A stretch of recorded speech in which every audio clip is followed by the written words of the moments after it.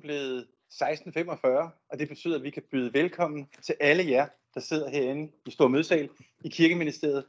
Tusind tak til jer alle sammen. Det er en stor fornøjelse at få lov til at dele den her dag med jer. Det er en særlig dag, hvor vi forsøger at give et værktøj fra Folkekirkens side til at putte i den værktøjskasse, der skal være med til at løse alle de fælles miljø- og klimaproblemer, vi står overfor.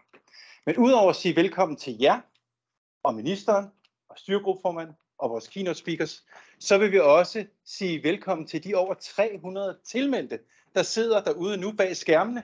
Og når jeg peger på kameraet, så bliver det tændt, for det bliver livestreamet. Så I er altså med bag til at sætte stemning ud blandt 300 skærme rundt omkring i hele Danmark.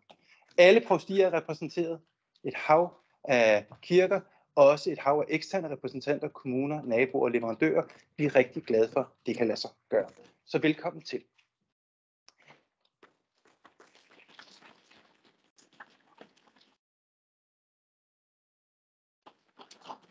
Der er nogle praktiske bemærkninger, og oplægsholderne ved, der ligger en mikrofon heroppe, så hvis man står her, så sender den al lyden ud i cyberspace til de over 300, der sidder tilmeldt bag skærmene. Hvis man bliver grebet af stemning og bevæger sig rundt, så må man godt tage mikrofonen med, for så kan de høre, hvad der bliver sagt. Vi skal nok sørge for at hjælpe med at skifte slides her. Vi skal høre tale fra kirkeministeren om lidt. Vi skal høre styregruppeformand og biskop. Vi skal høre keynote speakers, 4 eksperters forslag til, hvad skal man egentlig gøre med folkekirkens jorder. Så uden at sige yderligere, kirkeminister Louise Schack Elholm, tusind tak, fordi du har mulighed for at være med, og velkommen til. Talerstolen er din.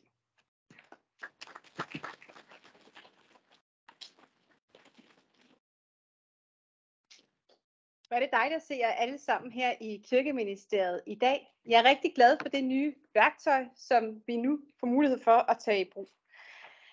Det nye interaktive kort, som vi i både os herinde i Kirkeministeriet, men også kirkeudvalgets ordfører, har fået mulighed for at smugkigge på, som gør det lettere at lave grønne tiltag i folkekirken, så vi kan nedbringe CO2-udledningen og samtidig skabe bedre vilkår for biodiversiteten. Vi har set det, vi har allerede været ganske imponeret over, hvad vi har set.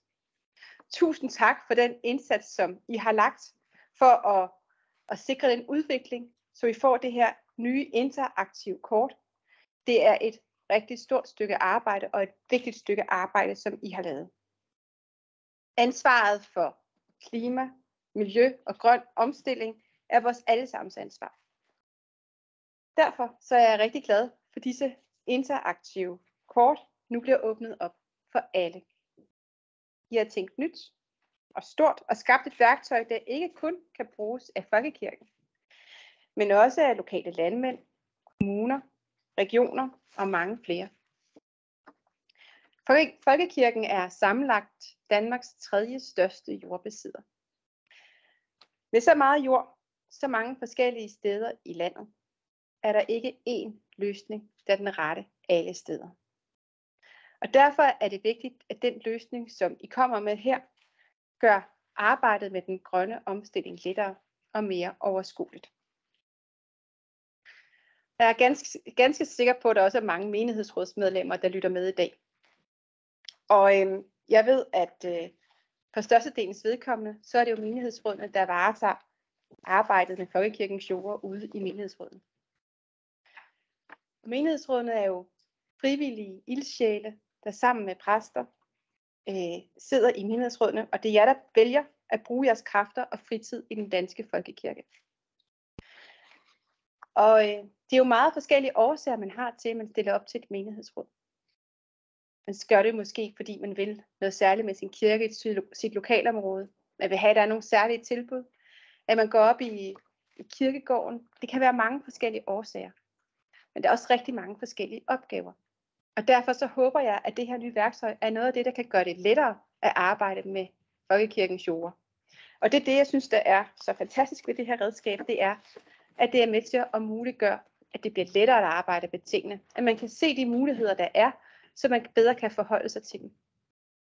Så jeg glæder mig til at se, hvilke værktøjer, som man vil tage i brug, og hvordan det vil blive brugt i fremtiden. Tusind tak for jeres store arbejde. Det sætter jeg rigtig stor pris på, og held og lykke med det i hele Danmark.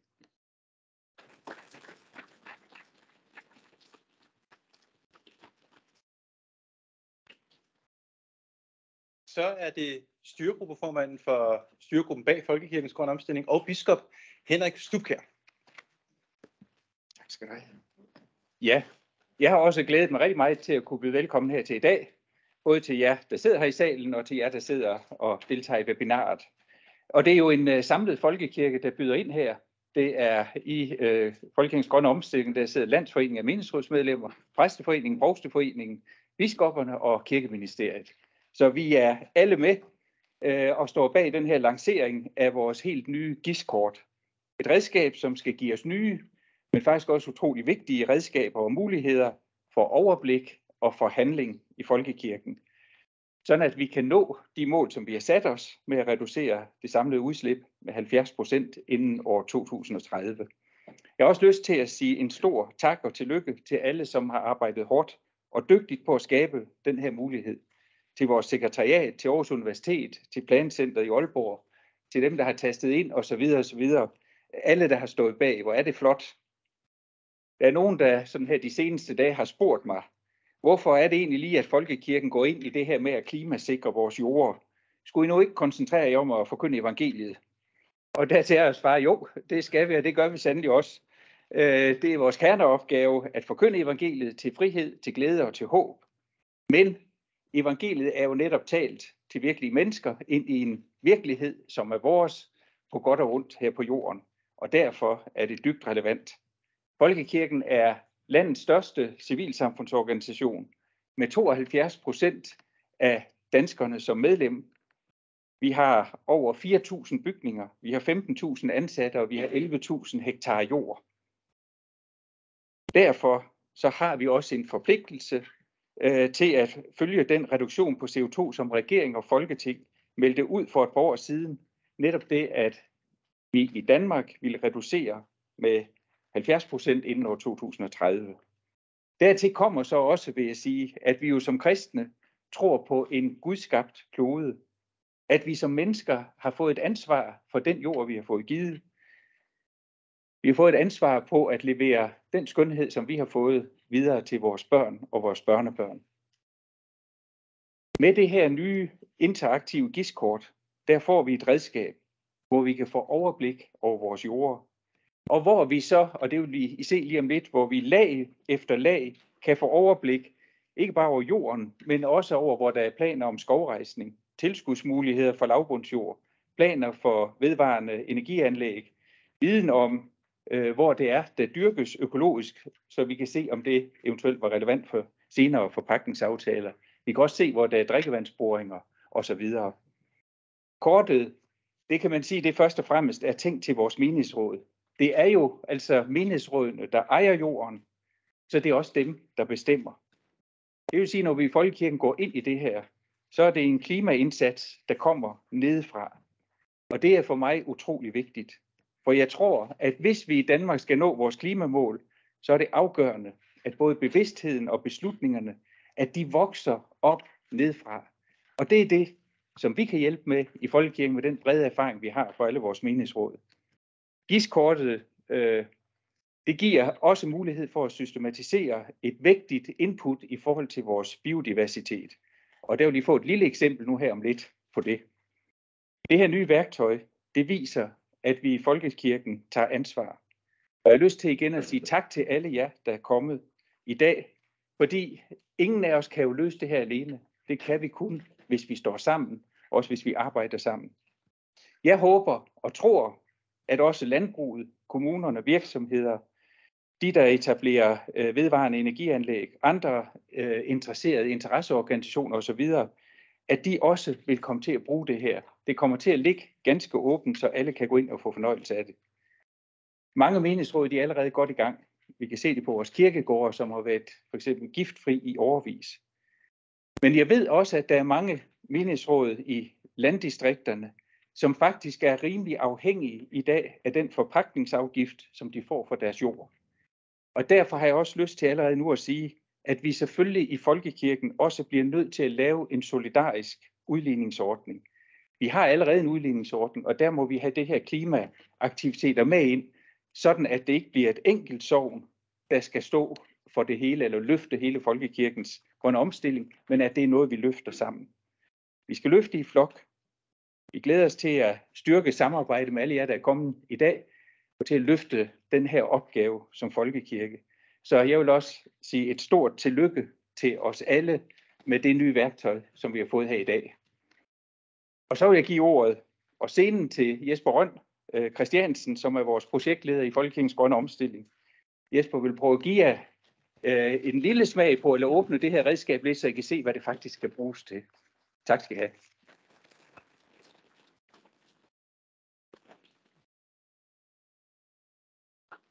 Tak, Henrik. Og jeg vil sige i samme ombæring, I får her en lille snas, som man kalder det, lidt i overfladen. Hvad er det her spændende værktøj kan?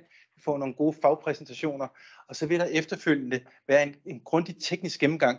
Den bliver ikke præsenteret herinde i receptionen, den bliver præsenteret digitalt for alle dem, der kører med bag skærmene i dag, men det bliver optaget, så skulle man have lyst til at grave ned i alle de tekniske detaljer, så kan man altså gøre det efterfølgende. Vi starter med sådan et utydeligt oversigtsbillede. Hvad er det her? Ja, det er Danmark. Ja, det er det, og det er faktisk også udelukkende folkekirkens jord. Der er ikke noget 4 cm kort inde bag ved det her. Det er folkekirkens jord. Vi kan se alle de små lokale egne, vi kender. Man kan finde dem, for der ligger folkekirkejord over det hele.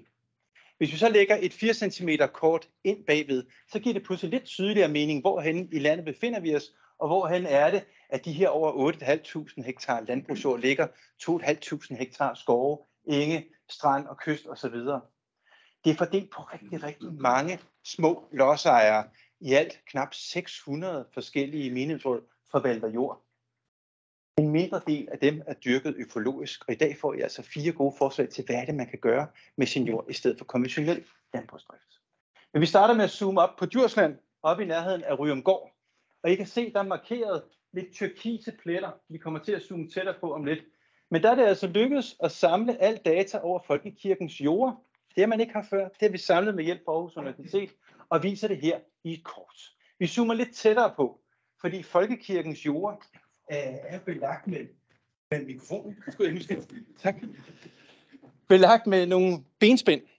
Forstået på den måde, at omkring kirkerne, som er markeret ved plusserne her, der er der altså særfredninger, der er kirkebyggelinjer, der er beskyttede områder, arealfredninger, kirkefredninger, ekstrafredninger. Der er en hel masse særfredninger, der gør sig gældende lige omkring kirken, og der kan man altså ikke bare gøre sådan, som man egentlig har lyst til. Så det skal man have på plads. Det kan man vinge af inde i kortet, alle de her særbestemmelser, der ligger.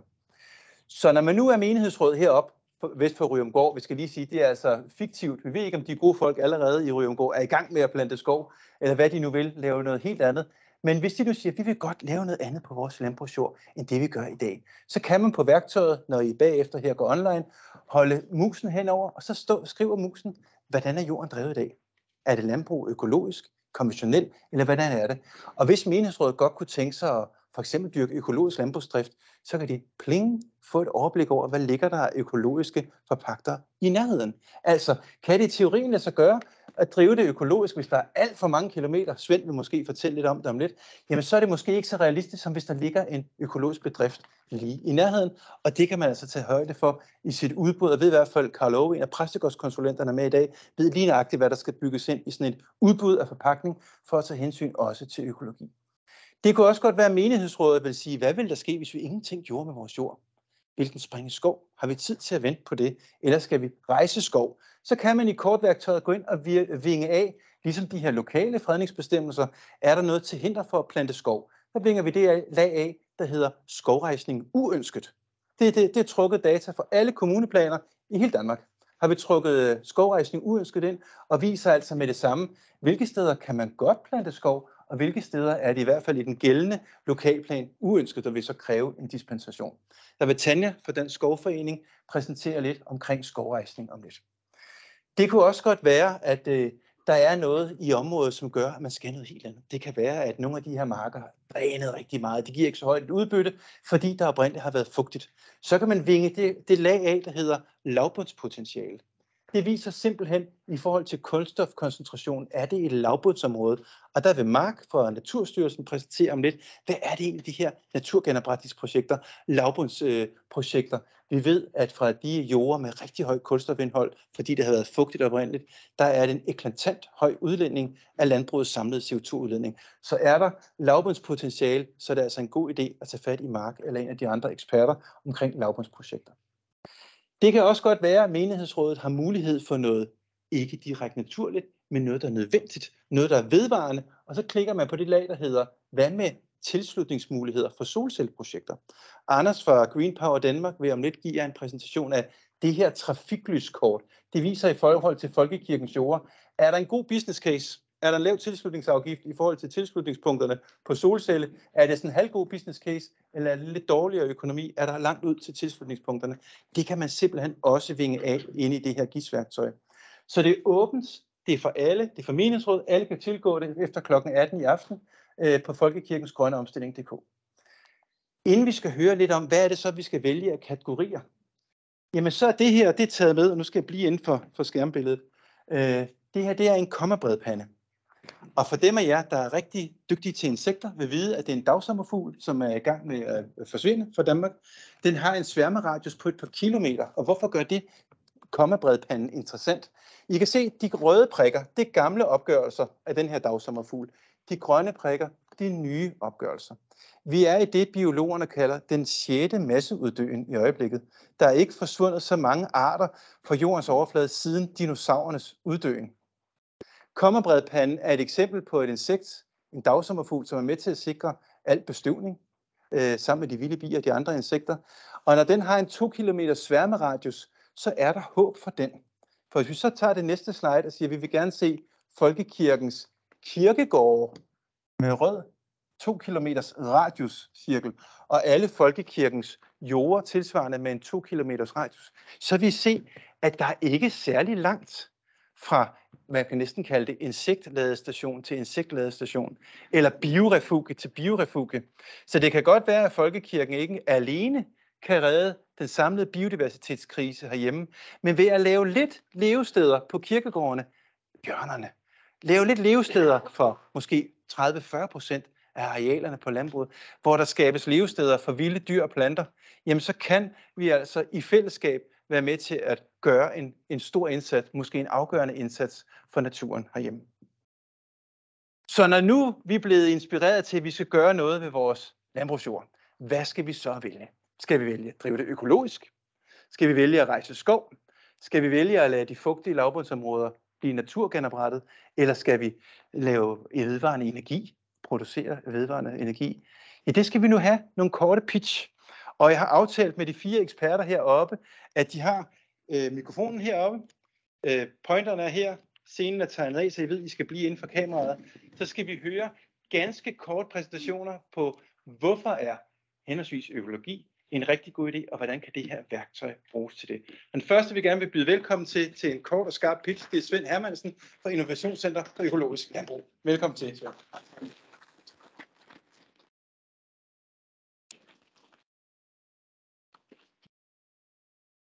Ja, jeg hedder Svend Hermansen, som står, og jeg kommer fra det sådan stadigvæk relativt nye Innovationscenter for Økologisk Landbrug. Vi har kigget lige på 2 års jubilæum, næsten lige om lidt, eller har lige haft det, så jeg kan huske det, 2 års jubilæum. Og vi er synes vi selv, et vældig stærkt center, som har samlet rigtig mange faglige kræfter på stort set alle aspekter af det at drive økologisk landbrug. Så vi arbejder med forskning, vi arbejder tæt med forskere, vi laver selv en vis del af forskning.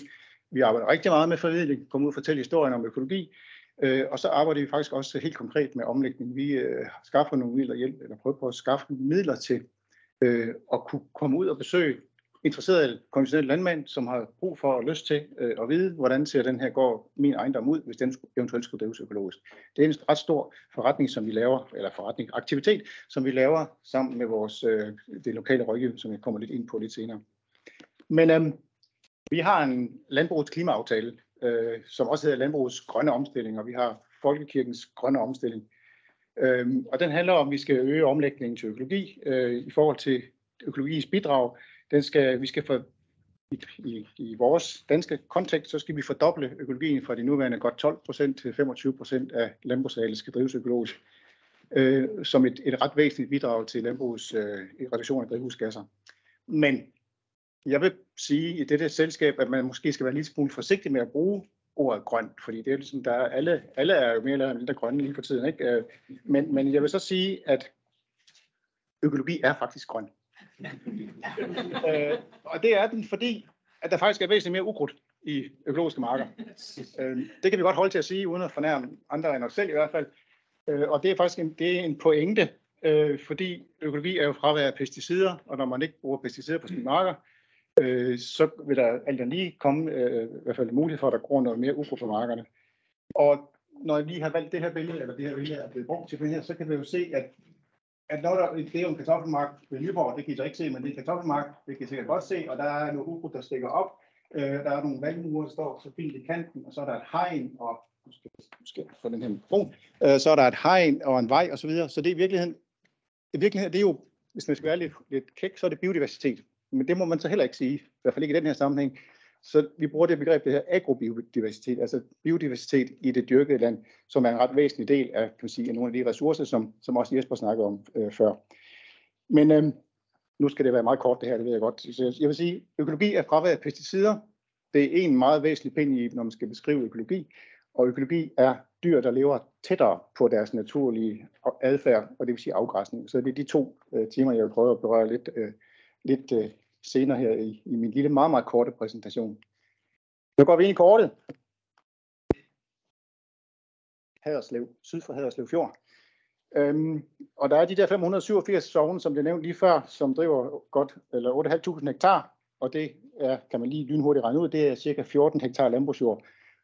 Og det betyder, eller det har jeg faktisk ikke talt for, men jeg går ud fra, det dækker over en meget, meget stor variation. Der er nogen, der har næsten ingenting, og så er nogen, der har, det ved jeg ikke, hundredvis, det ved jeg ikke, men mange hektar. Og så vil det mest oplagte ville være, hvis sådan en situation som her, at man forpagter ud til en igangværende økolog. Det er det, de gør hjemme, hvor jeg bor, midt i Himmerland. Der er en lokal økolog, Anders, som har forpagtet kirkens jord, og det fungerer super fint. Men det kunne også være noget, som er ved at ske i største omfang. Der er, kan man sige, en lille lokal produktion, som forsyner de lokale restauranter eller noget, som etablerer sig på lejet jord i mindre produktionsskala. Det er en aktivitet, der er mere og mere liv i, og det er en super, super spændende måde at få gang i noget økologi også. Men altså, her har vi på kortet, der er ligesom ved at tælle kort op, der er cirka 25 hektar. Det er en ret stor stykke jord hernede til her. Så 25 hektar, som er det, vi kalder ekstensiv afgræsning.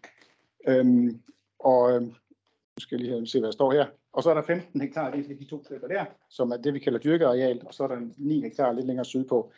Og så er der oven i købet i det her skærmbillede, så er der nogle BNBO, boringsnære beskyttelsesområder. Det vil sige, det er områder, hvor der skal suges vand op til Haderslev by måske, eller lokalt, det ved jeg ikke. De områder må ikke sprøjtes med pesticider. Så der er økologi også en oplagt til. De her arealer ligger, der er ret stor polemik og politik omkring de her ting, men de ligger rundt omkring i landet, og der skal laves nogle kompensationsordninger osv. Men økologi er naturligvis et kæmpe vigtigt værktøj i at få de her arealer lagt ud til eller vandbeskyttelse, og plus få noget økologinytte ud af dem også. Men hvis vi prøver at lægge det her økologilag ind her som den sidste slide, så kan vi jo ret hurtigt se, eller så kan dem, der har ejer, eller dem, der forvalter jorden her, så kan de se, jamen altså, der ligger jo i hvert fald nogle økologer, mindst en økolog, som driver noget jord her, og måske en anden, eller den samme, som driver noget jord deroppe. Hvis man lægger gislaget på, altså så man kan se satellitkortet på, så kan man se, at man kan også se, at det ligger nede i fjorden. Meget af det her er noget ekstensivt, ikke i omdrift jord, der bliver drevet forvejen. Så det her, det er sandsynligvis enten en mælkeproducent, som bruger noget græs til sine kvier, eller det kan være en som laver kødkvæg eller får, eller hvad ved jeg. Altså man kan læse rigtig meget ud af kortet, og så skal man jo selvfølgelig ud og finde dem, eller den, som driver det jord her, og så ud af at snakke med dem, er det her noget for os at drive økologisk. Og så er der det spørgsmål, som jeg egentlig fik. Hvad skal menighedsrådet så være opmærksom på? Det var faktisk det, der stod i min slide. Og der står, at man skal være opmærksom på, hvordan man skriver sit udbud. Og det smarte måde at gøre det på, og det skal I selvfølgelig snakke med jeres, I har nogle jurister tilknyttet, der er det smart at skrive, at man foretrækker en økologisk forpagter. Fordi hvis man står, at det skal drives økologisk, så kan det være nogle problemer med at være berettiget til at søge økologitilskud. Men hvis du foretrækker en økologisk forpagter, så bevarer man nogle frihedsgrader i valg. Og så skal man også huske, at første gang man lejer sin jord ud til en økologisk landmand, så skal det være en 5-årig forpligtelse, man laver. Men det er jo sådan relativt standard i de her forpagtninger her. Så med værktøjet, så kan man komme i gang med at tage en beslutning, en diskussion om hvorvidt den næste forpagtning den skal være økologisk. Det kan blive gjort meget konkret. I kan tage en diskussion, eller i menighedsrådene kan tage en diskussion om, hvorfor et signal man vil sende. Der er jo masser af signalværdi i at kunne fortælle historien om, hvad ens jord bliver brugt til. Ude i landet der er der cirka 100 rådgivere, som er økologirådgivere, som kan hjælpe med at lave de her ting. Og til det formål har vi lavet, hvis der er nogen, der er interesseret, så har vi lavet det her økologiske omlægningstekst, som man kan bestille på sin lokale rådgivning, og så komme ud og få lavet en mere detaljeret snak. Var det mine 3 minutter?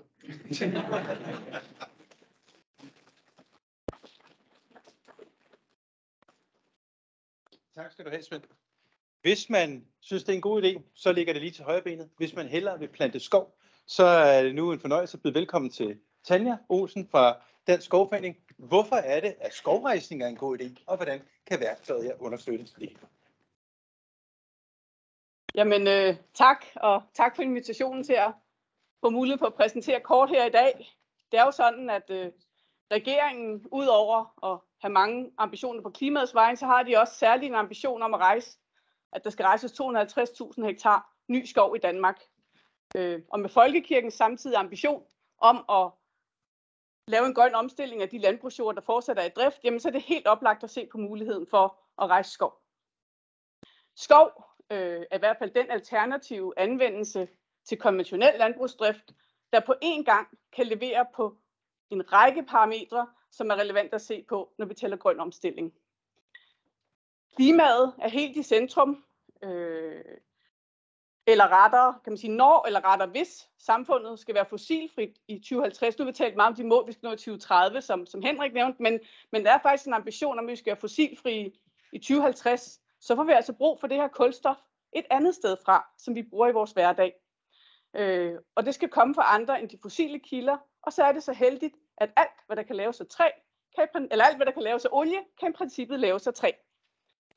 Så vi får brug for træet og for skoven også i fremtiden. Skov er derfor den oplagte klimaløsning. Først når den nye skov plantes, så vil den optage CO2, mens den vokser. Og senere, når træet fra skoven så bruges, enten i langvarige produkter eller til at erstatte fossile kilder, jamen så får man lagret kulstoffet i længere tid, eller det substituerer noget fossilt, og så vil skoven fortsat vokse derude. Det er jo det, der er så fantastisk ved skov. Man kan blive ved med at tage fra den, hvis man ellers driver den bæredygtigt. Skov vil jo som sagt samtidig også levere på en række andre parametre. Skoven forbedrer vandmiljøet. Det er bevist. Det giver nye levesteder for dyr og planter, og dermed kan man styrke biodiversiteten. Skov giver gode oplevelsesmuligheder, og der er samtidig evidens for, at skov er godt for folkesundheden og for sindet. Så skov kan give en stor værdi i lokalsamfundet derude. Og så skov til med pænt at se på derude. Men man kan sige, i princippet Danmark er et skovland, så skov kan vokse over det hele i Danmark. Men det er ikke alle steder. Det er muligt at rejse skov. Der er lavet nogle begrænsninger. Der kan være nogle andre arealreservationer, fredning eller andre hensyn, som man skal tage, og som gør skovrejsning uønsket, som Jesper også præsenterede tidligere med kortet. Og derfor så er det her kort, som er blevet udviklet, det er simpelthen et fantastisk værktøj til jer ude i menighedsrådene, når I skal ind og afsøge, hvilke potentialer er der for at lægge jeres jord om til anden anvendelse. Kirkens jord er her vist med den lyseblå farve, og vi har her i det her eksempel en relativt stor fredning ned omkring selve kirken med den mørkeblå farve. Der kan man ikke så nemt rejse skov. Men til gengæld så har man de andre lyseblå arealer deroppe, som ligger derude. Så man har noget jord, som potentielt kunne gå hen og være skovrejsning. Men man skal så lige slå nogle af de andre lag til os. Man kan se, at kirken har også noget jord, den grønne, der er vist her i eksemplet til der i venstre hjørne. Jamen, der har kirken i forvejen noget skov. Vi har noget landbrugsjord, som ligger i forbindelse med skoven. Der ligger det her BNBO-område, det der skraverede område, som er det her med vand, og hvor man skal have noget vandindvinding i fremtiden. Så det her område vil være oplagt. Og der ligger faktisk ikke nogen af de andre reservationer, fordi det, der er blevet slået til på kortet, det er den her gule derovre, der siger, hvor skovrejsning uønsket. Og det er typisk noget, som kommunerne laver i deres planlægning, og det er typisk noget med noget landskab eller noget andet udvikling, byudvikling, et eller andet, som har gjort, at man har valgt at sige, jamen her har vi ikke lyst til at have skov. Og der ligger et lille areal nede omkring kirken, og der vil det så som udgangspunkt ikke være muligt at rejse skov. Man kan søge noget dispensation, men i det her tilfælde vil det selvfølgelig være mere oplagt at kigge op på det areal deroppe. Det, som man kan sige, kirkerne må i dag, de må ikke drive landbrugsjorden, den skal forpagtes ud, men man må godt selv have skoven, og man må godt selv drive skoven. Det, som der selvfølgelig er i forhold til, når man skal ind og rejse skov på det her areal, det kan være omkostningstungt, fordi man skal ud og investere i det her. Der er nogle muligheder for Folkekirken for at gå ud og få noget tilskud. Der er Klimaskovfonden, som har en model, hvor man kan søge. Men desværre kan kirken ikke på nuværende tidspunkt få betalt via de her ordninger, der findes for privat skovrejsning, hvor kommunerne ellers også er kommet med. Nu med dem kan kirken ikke søge på nuværende tidspunkt. Så der er en masse ting, man også skal have afsøgt. Og der ligger et notat inde på Folkekirkens Grønne Omstillings hjemmeside, der ligesom gennemgår, hvad skal man også tage højde for, og så i sidste ende også, hvor kan man få fat i nogle lokale skovrejsningskonsulenter, som kan hjælpe med at få planlagt, når nu først man har fået taget beslutningen om at rejse skov.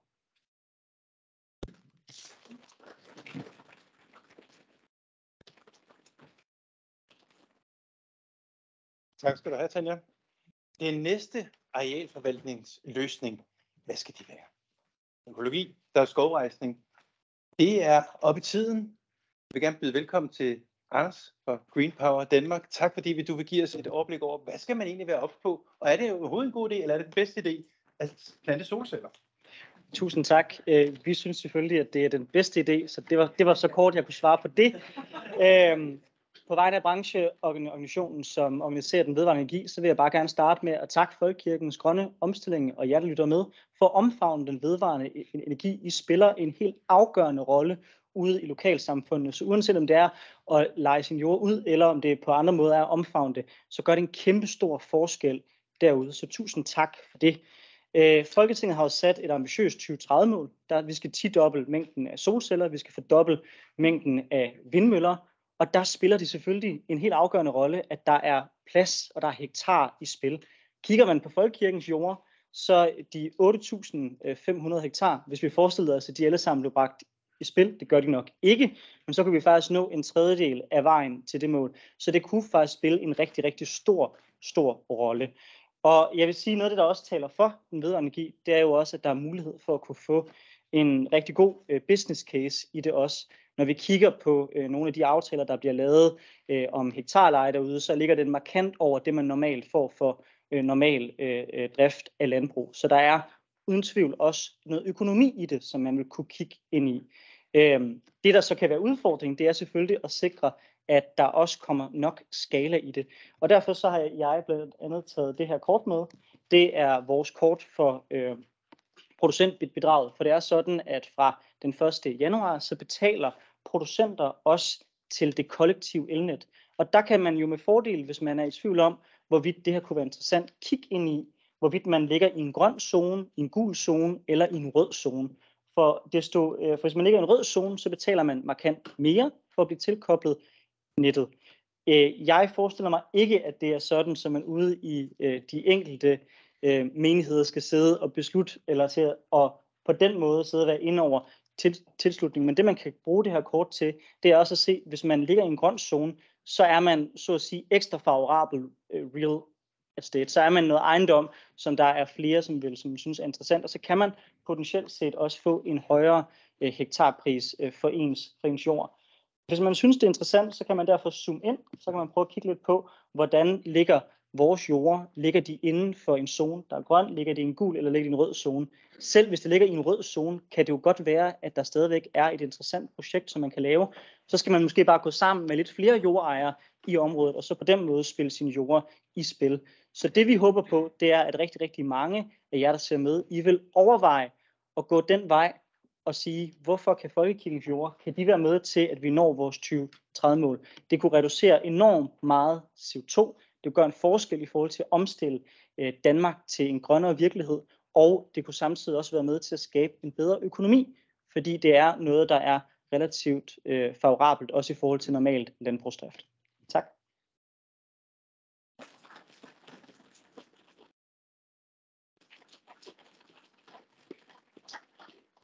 Tak, Anders.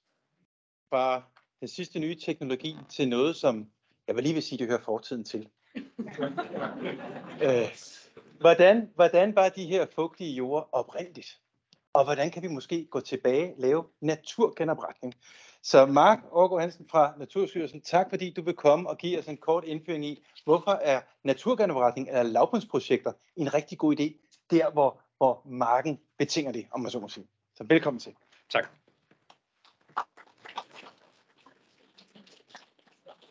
Jeg hedder Mark Aagaard Hansen og kommer fra Naturstyrelsen, hvor jeg er projektleder for klima- og lavbundsprojekter.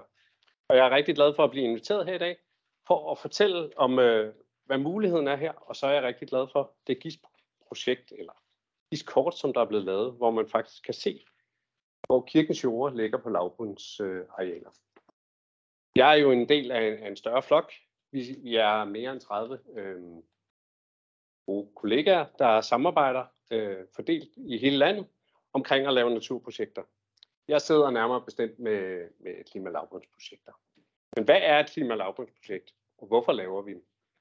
Klima- og lavbundsprojekt er et projekt, hvor vi, kan man sige, genopretter nær naturlig tilstand. Det vil sige, alle de gamle lavtliggende områder i vores ådale, hvor der har været moser, der har man drænet alle de moser, gravet drængrøfter og lavet omdrift. Og det har man gjort, fordi det var nødvendigt at inddrive jord til landbrugsdrift.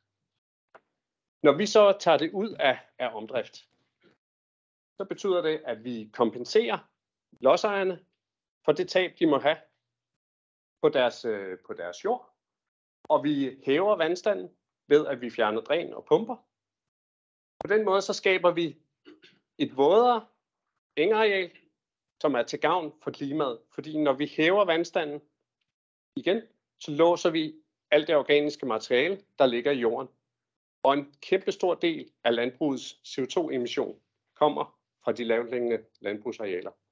Der er lavet forskellige undersøgelser, og noget peger på, at det er op mod en tredjedel af emissionen fra landbruget, der kommer fra tørvejordene. Det vil sige, at vi hæver vandstanden og låser dermed tørven fra at blive omsat. Vi laver projekterne i samarbejde med lodsejerne, med kommuner, med landbrugsforeninger. Og Naturstyrelsen har været så heldig at få en ret stor pose penge, så vi kan gå ud og lave projekterne. Det vil sige, at vi tager kontakt til lodsejerne, eller også er der lodsejere, der tager kontakt til os. I det her tilfælde vil det være kirken. Så hvis vi har øje på en fin ådal, så screener vi området for at se, om der er tørv. Og så har vi været så heldige, at der er nogen, der har lagt deres arealer og et tørvekort nedenunder. Så det vil sige, at nu kan menighedsrådene egentlig sidde og se, okay, vi har nogle landbrugsarealer, de ligger i tørveholdige områder. Det her, det er tørvekortet, de brune nuancer. Det viser tørveindholdet i jorden i lyse mellem 6 og 12%, og de mørke nuancer over 12%.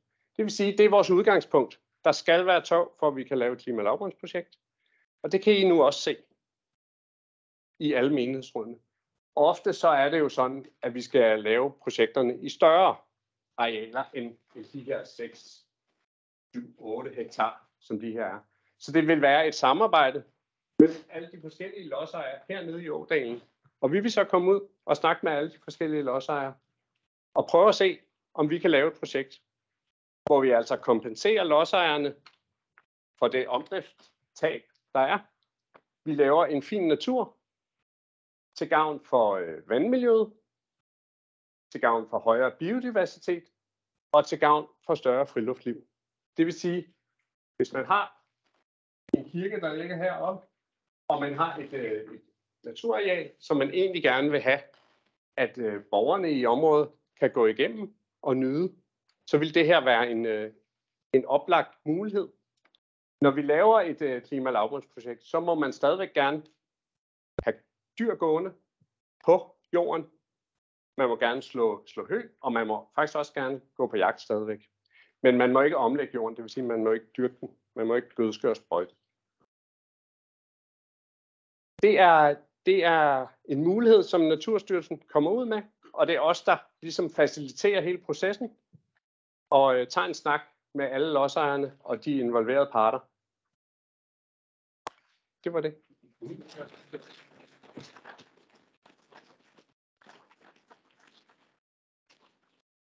Så nu ligger værktøjerne her. Det er med at gribe dem, både jer, der sidder her i dag, og de menighedsråd, der lytter med ud bag skærmen, gribe mulighederne til ansvar for den klima- og miljøkrise, vi står i, ikke står overfor. Nu er værktøjerne til rådighed. Den sidste oplægsholder er biskop og styrgruppeformand Henrik, der lige vil knytte sidste bemærkning. Ja, det var bare for at sige tak til jer, der nu har bidraget og gjort os endnu klogere. Og en særlig tak til dig, Louise Schack Elholm, vores kirkeminister. Tak for opmuntring og støtte til det her projekt. Og til Kirkeministeriet, tusind tak, at vi måtte være her til lanceringen af det her projekt. Og at I stiller Claus Kern til rådighed for alle vores møder. Det løfter det hele. Og det er også et signal at sende fra jer, at det er noget, I bakker op om, og det er så vigtigt for os. Så tusind tak skal I have. Og tak igen til alle, der er kommet, og til jer, der sidder derhjemme. Og bliv nu endelig hængende, jer, der sidder ved webinaret, fordi der vil komme lidt yderligere introduktioner nu her efter, hvordan værktøjet kan bruges. Og så tænker jeg, at vi her i salen skal lægge op til, at vi kan minkle lidt, og måske har vi fundet nogle nye legekammerater, som vi lige skal hen og hilse. Det vi kommer til at fortsætte med her, sådan backstage fra receptionen, er, at vi vil gennemgå sådan lidt mere i detaljer, hvad er det her for et værktøj. Skal vi lige dele en rigtig skærm. Hvad er det for et værktøj, som vi har fået? Hvordan bruger vi det sådan rent praktisk? Og jeg sidder her, jeg hedder Jonathan Haslund Gerrild og er en del af Folkekirkens Grønne Omstillingsprojektgruppe. Og som med mig i dag har jeg Marie Johansen, som er chefkonsulent i Aalborg Stift, og som er leder af Plancenteret, som vi har samarbejdet rigtig godt med om at få gjort det her kort tilgængeligt. Så de næste cirka 20 minutter vil vi prøve at gennemgå, hvad er det kortet kan bruges til. Det vi ser her, hvad kan vi bruge det her kort til? Vi har fået en masse gode input om de praktiske elementer i det, men jeg vil også bare lige sige kort.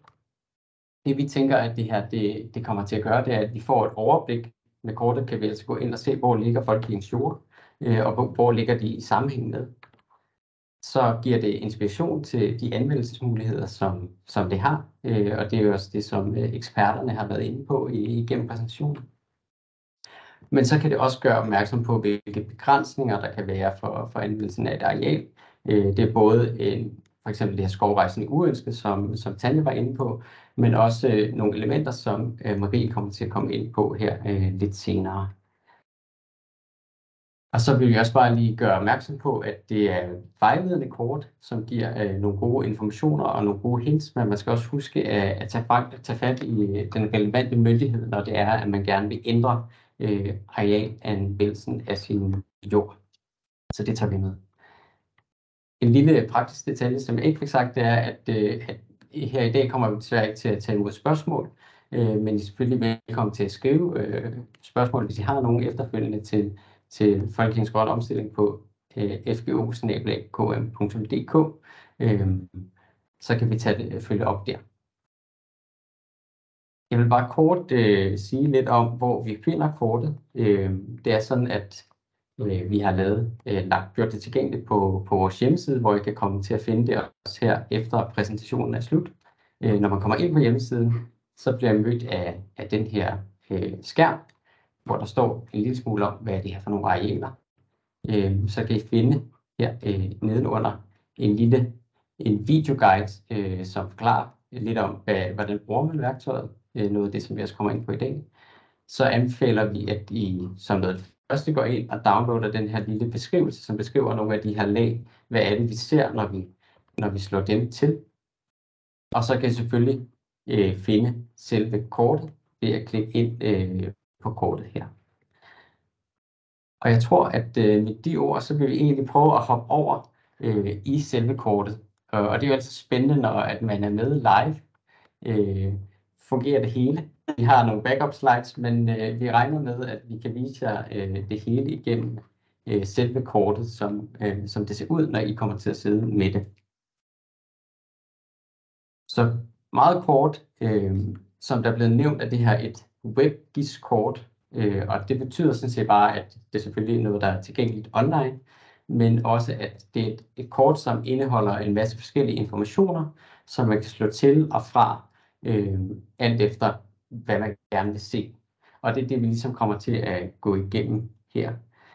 Sådan en anden lavpraktisk ting er, at man med sin mus kan bevæge sig rundt, se kortet, og så kan man ved at bruge scroll-funktionen zoome op og ned, eller bruge den her funktion over i højre hjørne. Så det er sådan det helt lavpraktiske. Men inden jeg får godt i gang, så tror jeg måske lige, at jeg skal give ord til dig, Marie, fordi at der er måske nogle af jer, for mange af det her nyt, tænker vi, men for nogle af jer, så tænker I, det ser ret bekendt ud, og det kan være, at du lige kan uddybe det. Kaste et par ord på det her. Det er et kort, som vi har brugt igennem nogle år efterhånden, og i daglig tale kalder vi det kirkeplan, og det blev oprindeligt udviklet som et værktøj, som Plancenter Aalborg kunne tage i drift og i brug i 2013. Systemet er blevet udviklet for, at vi skulle få et overblik over, hvor kirkerne ligger i Danmark, og hvordan de ligger i forhold til kommunernes planlovgivning. Formålet med kortet var, at vi skulle sikre, når stifterne sad og behandlede plansager, en optimal beskyttelse af kirkerne og deres placering som monument i landskabet.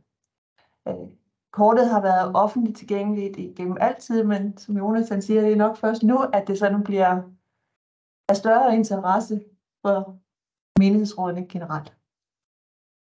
Ja, så går vi lidt videre med nogle af de praktiske aspekter af, hvordan bruger vi det her kort, og gør nogle af de samme øvelser, som vi så i den første del af præsentationen. Jeg vil lige sige, at der er det her, vi starter med det her, man kan sige, et baggrundskort. Der har man mulighed for at gå op i venstre hjørne her, og vælge nogle forskellige baggrundskort.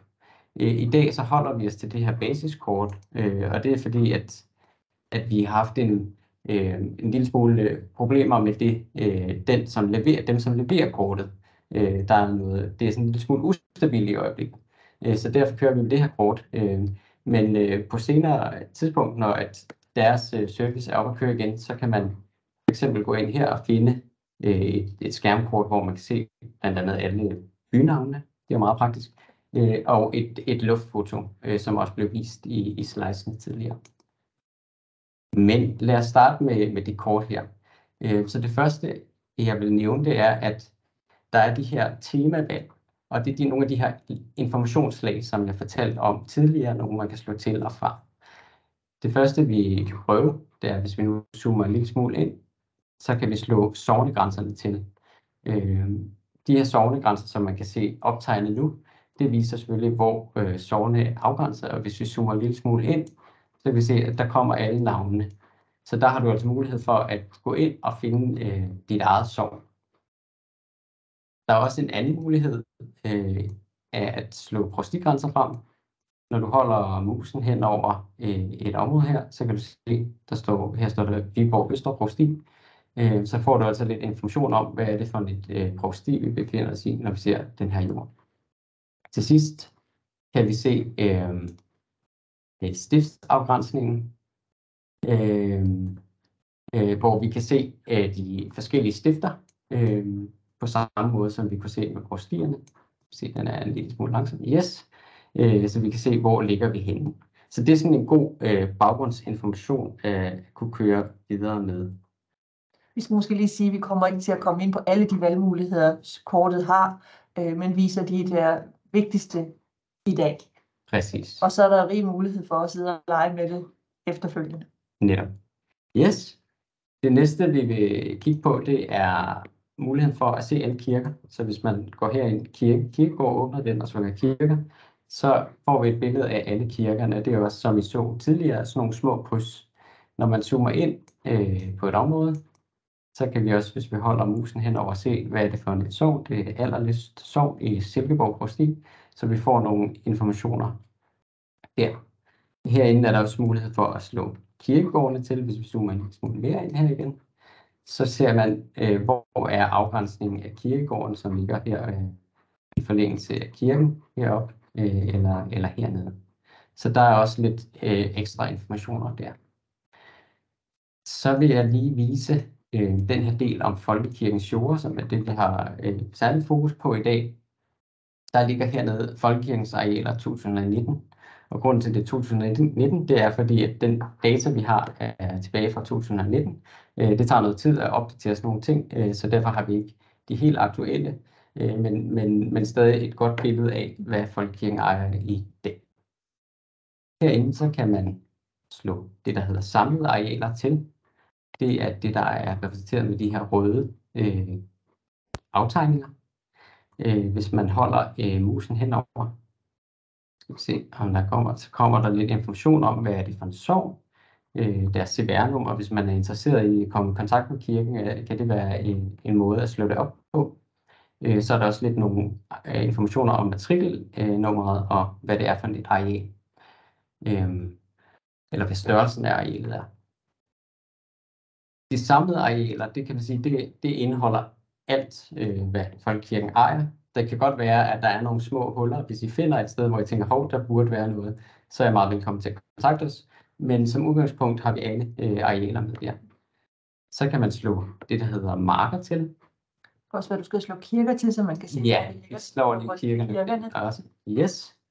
Så kan vi zoome herover, hvor vi ser, her er der areal, hvor at der er Folkekirkens areal her, det er sikkert en kirkegård, og så er der de her blå aftegninger, som er markerne. Og der er så et overlap mellem de samlede arealer. Yes. Og det kan også være en lille smule, se en lille smule anderledes ud, hvis vi slår den til her, fordi eller farven skifter en lille smule, fordi de bliver blandet, når de slår sammen, så det kan man bare lige være opmærksom på.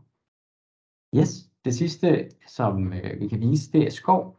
Så her bliver der faktisk tegnet ind. Der ligger et stykke skov her mellem de to markarealer. Det er simpelthen de informationer, som ligger inde om Folkekirkens arealer. Som sagt kan man gå ind og se, hvad står der faktisk om de her arealer. I hvert fald på markerne og på de samme arealer. Yes. Så vil vi lige gå videre til kort at præsentere de her arealanvendelsesmuligheder, som eksperterne har talt meget mere om, men de ligger altså hernede allernederst i den, der hedder muligheder for arealanvendelse. Her er der de økologiske marker, så når man slår den til, så ser vi de her lyserøde aftegninger. Så her er faktisk et område, hvor vi også kan se, at det ligner, at Folkekirkens areal også er dyrket økologisk. Det er jo heldigt. Så er der den her beskyttede områder nær vandboringer, PLGO-områder, som bliver tegnet ind på kortet. Så kan vi slå det her skovrejsning uønsket, som er de her gule arealer, som viser, ja, hvor at det ikke er ønsket, at man rejser skov, og hvor man i hvert fald skal søge en dispensation hos kommunen, hvis at det er noget, man overvejer. Så er der de kunstnerfrie lavbundsjorder, som er de her orange farver, som Mark også præsenterede. Og så er der til sidst det her tilslutningsbidrag for en produktion. Hvis vi zoomer lidt ud af det, lidt bedre at få overblikket. Men der kan vi se de her forskellige zoner for at finde ud af, om et areal ligger inden for det. Nu har vi været igennem nogle af de ting, som vi har tilføjet her, og så tænker jeg, at vi går videre og fortæller lidt om nogle af de fredningsområder, som også findes rundt omkring kirkerne. Og skal vi lige zoome en lille smule ud. Og ja, så kan det være, at du skal fjerne markerne. Der kan være rigeligt, og så slår vi kirkerne til igen. Ja. Og skal vi slå sovnet, så bliver det spor, vi er herinde. Og så, nu skal jeg huske at fortælle, hvad jeg gør. Jeg har slået kirkerne til, men så går vi ned i det, der hedder kirkebeskyttelses, kirkebyggelinjerne op her, og det ligger under administrative grænser. Og så ser vi nogle røde kasser rundt om, eller røde cirkler rundt om kirkerne, og dem vil fortælle en smule mere om. Og det er det, der hedder en kirkebyggelinje. Og den viser en 300 meter beskyttelseszone i form af en cirkel, som omgiver de kirker, som ligger mere eller mindre åbent i det danske landskab. Kirkebeskyttelseslinjen, den skal medvirke til at sikre, at der ikke bliver opført byggeri, der er over 8,5 meter højt. Der kan naturligvis søges om dispensation, men man skal tage hensyn til kirken i særlig høj grad inden for det her område. Det er noget, der er reguleret i naturbeskyttelsesloven, og der vil være nogle kirker, som har dem, og nogle, der ikke har dem. Og det er altså ikke en fejl, dem, der ikke har dem. Det er bare fordi de kirker, Jonas han prøver at cursoren hen over en, der ligger herude, ude ved vandet, der kan man se, at den ene har, den anden har ikke. Det er Løkken Kirke, den er altså omkranset af bebyggelse hele vejen rundt. Foruden kirkebyggelinjerne, så har vi også noget, der hedder kirkebeskyttelseszoner. Og de ser lidt forskellige ud, afhængig af, hvor man er henne i landet. Nu er vi oppe i Nordjylland, og så hvis vi slår dem til i Nordjyllands Amt, så får vi sådan nogle blå klamager, og de kan have variabel størrelse. Og det er nogle beskyttelseszoner, som viser de områder, der er udlagt i kommunernes kommuneplaner, som skal sikre en fjernbeskyttelse af kirkerne, og dermed sikre ind- og udkig til kirkerne. Og nogle af dem måles over meget store afstande, og andre de er lidt mere lokaliseret omkring kirken. Og det har noget at gøre med, hvordan geografien ser ud, og landskabet det bugter sig op og ned. Udover vores fjernbeskyttelseszoner, så har vi også noget, der ligger under arealinformation, som er fredede områder. Og der kommer 2 typer arealer frem, nogle røde områder og nogle mere orange områder. Og de røde områder, det er en arealfredning, og de orange, det er fredninger, som ligger i tilknytning til kirken. Også nogle af dem kaldet ekstrafredninger. Og hvis man holder cursoren eller musen henover, så kommer der sådan en lille infoboks, som fortæller, hvad det er for en fredning. Og så er der også mulighed for at følge det link, som lyser blåt, og så kommer man direkte ind i de fredningsbestemmelser, der gælder for det område, man vil vide mere om. Og det kan man også gå ind og lege med og slå til og fra, som man nu har lyst til, når man kommer til at sidde og arbejde med kortet. Yes, tak. Det var lidt om fredningsområderne. Så hvis vi lige prøver at slå det fra igen en gang, og så vil vi nemlig prøve lige kort at gå ind og kigge på nogle af de områder, som vi var inde og kigge på sammen med eksperterne tidligere.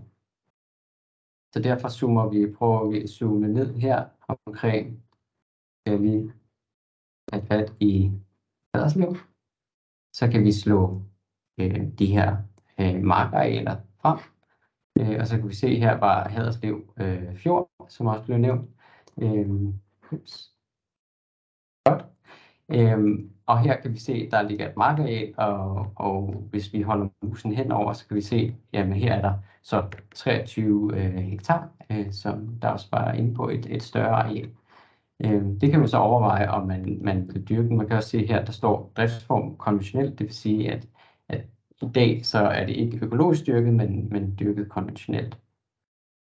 Hvis vi så går ind i de her muligheder for arealanvendelse, og for eksempel slår den beskyttede områder nær vandboringer til, så fik vi de her aftegninger. Det vil sige, at det her stykke areal, som ligger her, som her hører til Haderslev Domkirke, jamen det ligger altså inde i et område, som er sådan et beskyttelsesområde.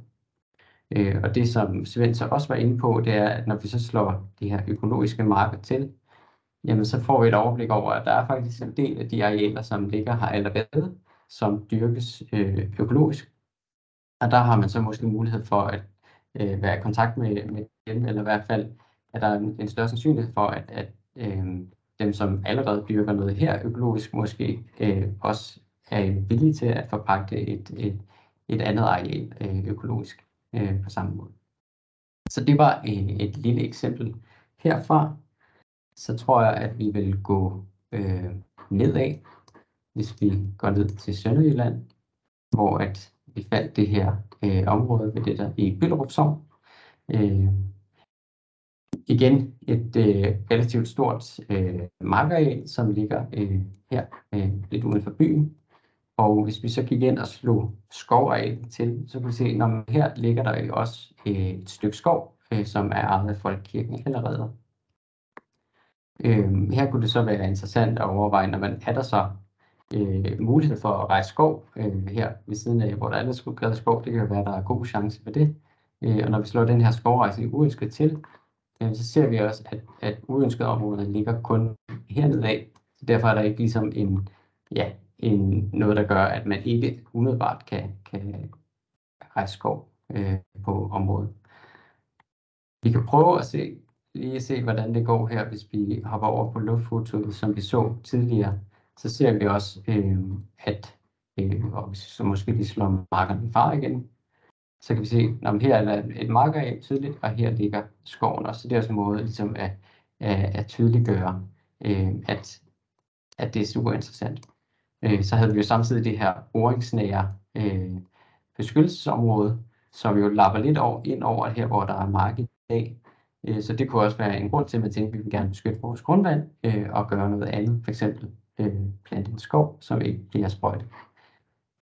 Yes.